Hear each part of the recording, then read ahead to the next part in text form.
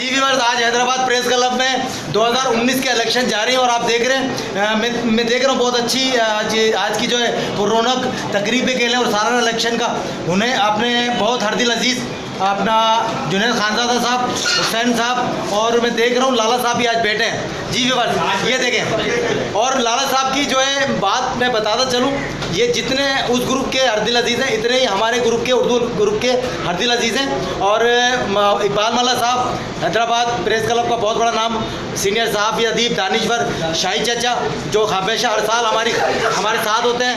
आमिर देख रहा हूँ AR भाई से, और यहाँ देखें भी बस पीछे देखो, पीछे तो देखो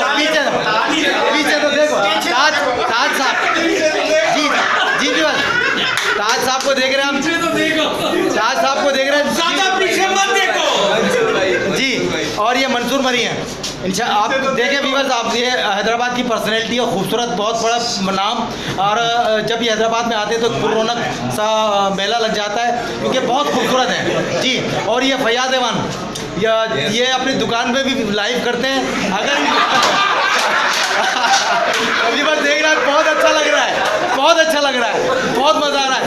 इलेक्शन की गेमा गेमी है।